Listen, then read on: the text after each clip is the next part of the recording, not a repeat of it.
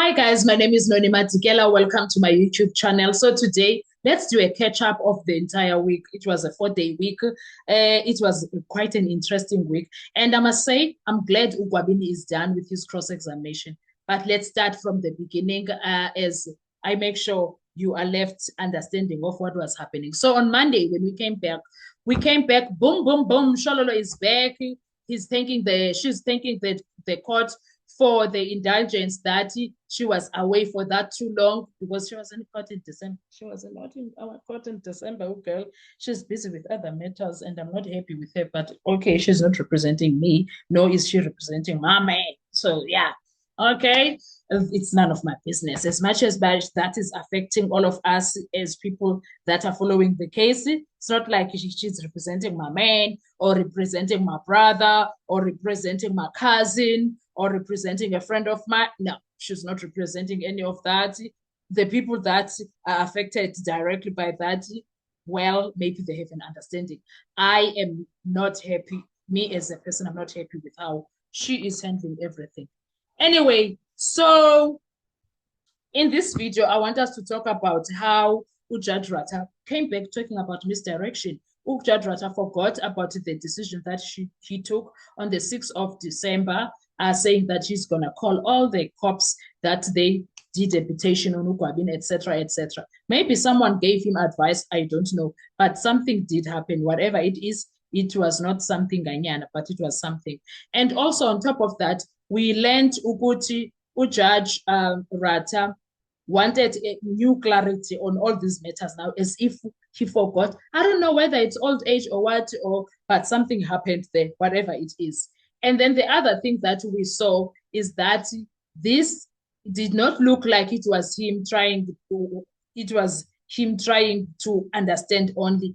It's possible for me that he was trying to shield Ukininda from coming to the courtroom because this was going to expose him and other issues. And perhaps Ukininda was not willing to come, including his team, because a lot is happening. And you would remember that Ukininda is on the people's mouths a lot lately due to Mr. Patlane, General Patlane, exposing his picture, exposing him and the link that he has with Paul O'Sullivan. So there's a lot of things that is happening and which I think Ukininda did not appreciate at all.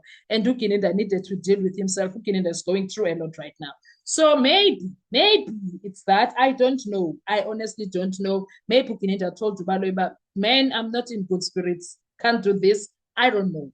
So Umshololo and the guys, they wanted understanding. They seek clarity when it comes to what's going to happen with Ugwabini because they were not happy with Ugwabini being stopped from a cross-examination and then they must deal with everything else that he said happened with him with the cohesion and the reputation. So now that was dealt with. And I love what Umshololo did there. Umshololo persuaded Ujaj Rata so much that Ujaj Rata ended up saying, you know what?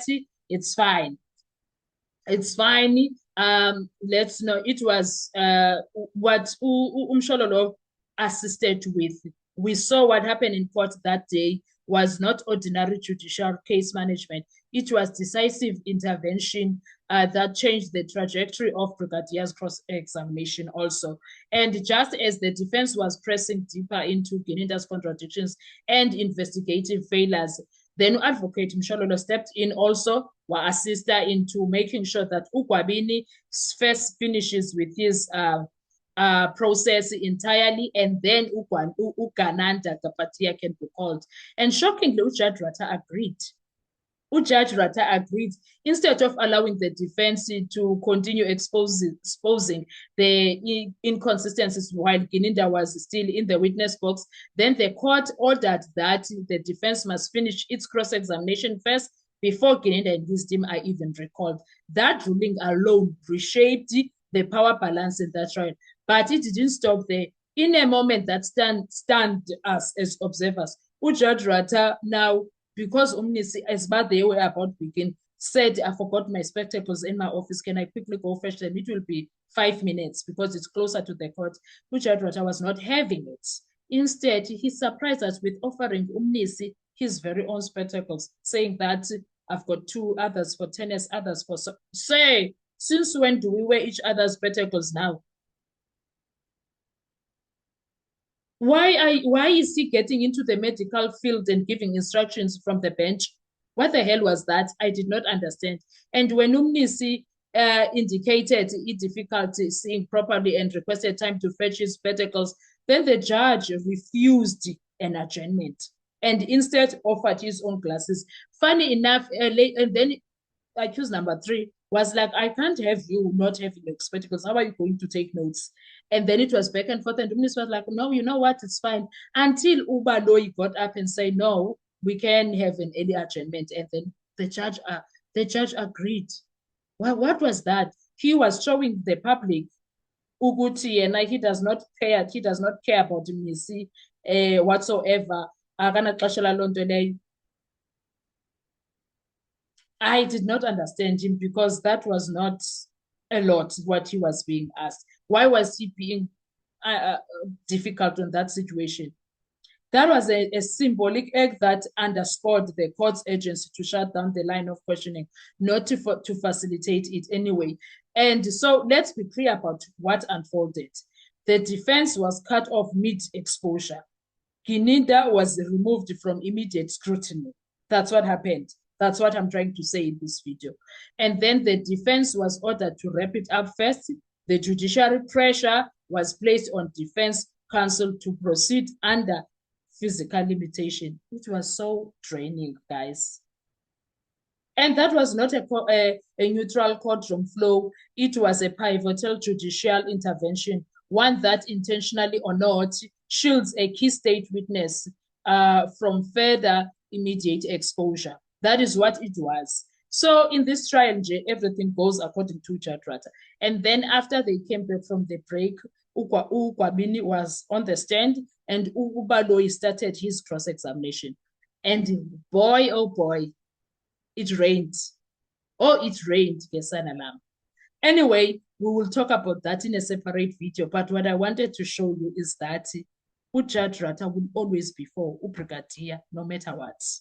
Judge Ratha will always be for Brigadier, no matter what. Hence, I said in my previous video, I did not understand what happened when he asked Kwabin, did you get a protection? Don't. It did not make sense for me. It never will. But time will tell what's going to happen. Hence, I also said in that video, Uguti, this judge will surprise all of us when he is giving his final verdict. Be it, but be it it's the accused and the defense team, or it's the state and the state team, but ukona umuntu ozokhala, and people will be shocked. Do you know what will shock the defense side is the attitude of Judge Ratha through and through this case. He's been giving the vibes of I stand with Baloyi. That will surprise us. That will surprise us if he favor if the verdict comes favoring the defense. As much as I personally don't want it to even be, I don't want us to go on appeal. I want Judge Ratha to do the right thing according to what is there on record. It is not easy, yes, but it's something that he can do. There is nothing for him to find the guys guilty for. Absolutely nothing. Anyway, let's talk in the comment section. I want to hear your views. Thank you so much. I will see you on our next video. Bye-bye.